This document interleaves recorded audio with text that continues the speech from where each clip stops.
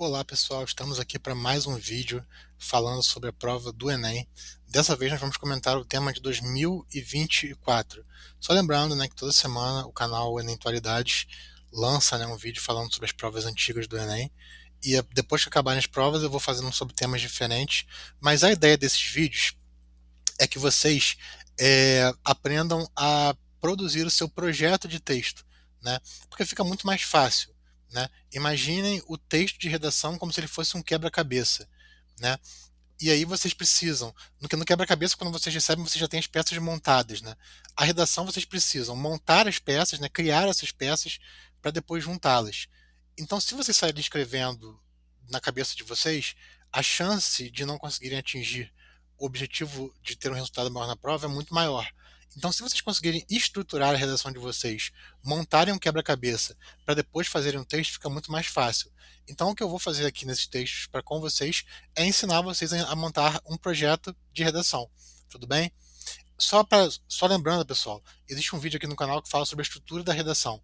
Se vocês quiserem verem qual estrutura eu estou me baseando para vocês montarem esse projeto, voltem nesse vídeo. Aqui eu já faço direto o vídeo, porque senão vai ficar muito grande, eu ficar explicando uma coisa que eu já expliquei. Então, se tiverem dúvida, voltem esse vídeo, estrutura da redação. Tudo bem?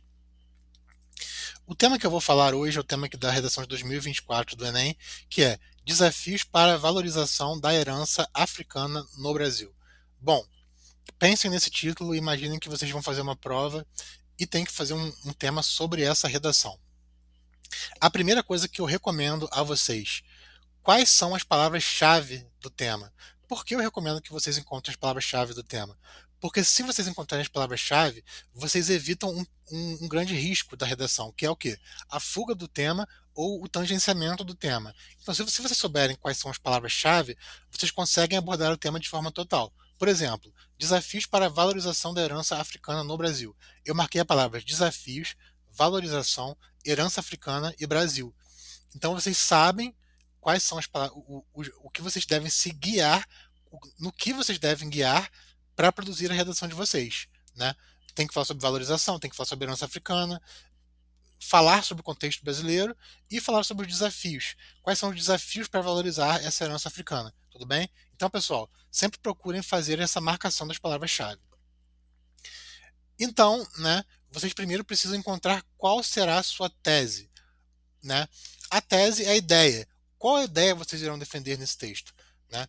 É importante que vocês tenham uma ideia para defender, né? Uma ideia que seja depois vocês tenham argumentos para defender. Então eu coloquei um exemplo aqui. Apesar de ser um país com forte herança cultural vinda do continente africano, o Brasil ainda não valoriza esta sua característica.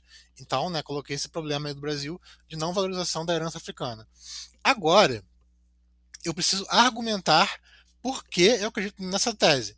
Então, pessoal, se vocês forem ver também a estrutura da redação, eu coloquei lá argumento um e 2.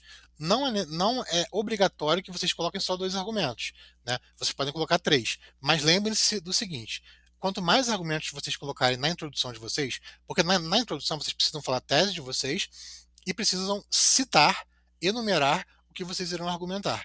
Então, quanto mais argumentos vocês colocarem na introdução, vocês precisarão desenvolver isso. E às vezes o número de linhas da redação pode ser insuficiente. Então eu coloco como recomendação que vocês pensem em dois argumentos. Uma forma de vocês pensarem nos argumentos de vocês, depois de elaborar a tese, é, por exemplo, fazer um brainstorming, que chama, né? Eu não gosto muito desses termos em inglês, mas nada mais é do que pegar vários argumentos, colocar em uma folha, depois escolher quais são os melhores argumentos para vocês defenderem na prova de vocês. Então, vocês vão enumerar os argumentos na introdução e depois vocês passarão para a parte do desenvolvimento. O que é o desenvolvimento? É a hora que vocês irão é, especificar, né, irão detalhar os argumentos que vocês citaram na primeira fase. É aquele parágrafo que vocês irão falar. Por exemplo, eu coloquei aqui que o Brasil foi colonizado por um país europeu, né? Todo mundo sabe que o Brasil foi colonizado por Portugal, e esse fator faz com que por muitos anos predominasse na educação a versão do vencedor, né? É aquela grande história, né, de que a versão do vencedor sempre prevalece. Inclusive, se eu não me engano, na coletânea desses textos tem um a letra de um samba da Estação Primeira de Mangueira, que fala exatamente dessa questão da, das histórias dos vencidos, né? É um samba muito interessante, Mangueira 2019. Se vocês quiserem ouvir também, né? Ele pode até servir como referência, talvez uma outra redação. Mas ele conta a história dos vencidos, né? Que ele fala: Brasil, chegou a vez de ouvir as Marias, Marins, Marielles, Malês, nesse sentido de ouvir, né, a história que não foi contada, que ele fala: Brasil, meu nego, deixa eu te contar a história que a história não conta, né? Então ele fala da história que a história não conta. Então o que eu estou trazendo aqui nesse argumento é justamente isso, né? A história que a história costuma contar no Brasil é a história dos vencedores. Então nós costumamos ouvir na história brasileira muito a versão do vencedor, dos portugueses, né? Então eu coloquei ele como primeiro argumento. É importante que a história e a cultura dos povos que foram marginalizados no território brasileiro seja melhor conhecida pelos brasileiros, né? Até ficou muita repetição de brasileiros ali. Não façam isso na redação, por favor, tá bom? Mas isso daqui é só um exemplo para vocês. É, então, é, quando eu falo de cultura dos povos marginalizados, eu estou falando exatamente da questão da herança africana, né? O Brasil ele passou por um processo de escravidão, depois a escravidão foi abolida e depois veio né, foram muitos europeus vieram para o Brasil exatamente para fazer esse branqueamento da população, né? E nisso a herança africana se perdeu, né? Então, é importante que o Brasil conheça mais a tradição africana, mas que é completamente diferente, né? Até mesmo quando nós pensamos nas religiões africanas, elas têm uma lógica de pensamento muito diferente das religiões tradicionais, né, ligadas ao cristianismo. Então, é muito importante, né, que o brasileiro conhecendo passe a respeitar, né? Porque na verdade muito do que acontece em relação à discriminação de religiões africanas está muito relacionado ao desconhecimento, né? Então, por exemplo, você começa a associar figuras como, por exemplo, um orixá, né, iorubá chamado Exu. Você vai associar Exu ao à figura do demônio, né, de Satanás. Isso acontece também por falta de conhecimento. Então, né, é importante conhecer o que essas culturas têm a dizer.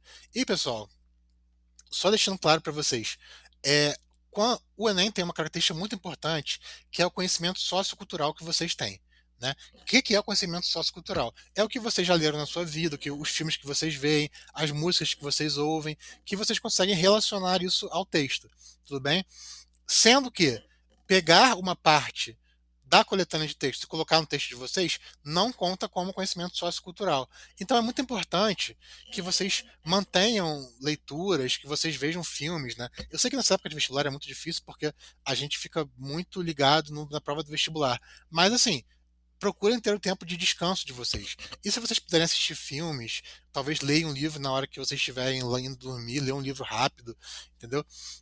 Vejam as notícias. Por isso que esse canal também tem como objetivo passar as notícias para vocês, falar sobre diversos assuntos, porque a prova do Enem exige esse conhecimento sociocultural, entendeu? Então, saibam disso, que vocês precisam trazer na prova o conhecimento sociocultural que vocês têm. Vocês precisam demonstrar que vocês conseguem falar sobre aquele tema, demonstrando conhecimento sociocultural, tudo bem?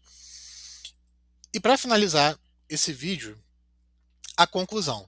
Só lembrando, pessoal, quando se fala em conclusão, você precisa no Enem necessariamente é, propor uma solução, né? Só uma coisa também, se vocês precisam propor uma solução, é importante que vocês problematizem na hora dos argumentos. Ou seja, a sua redação precisa ter um problema.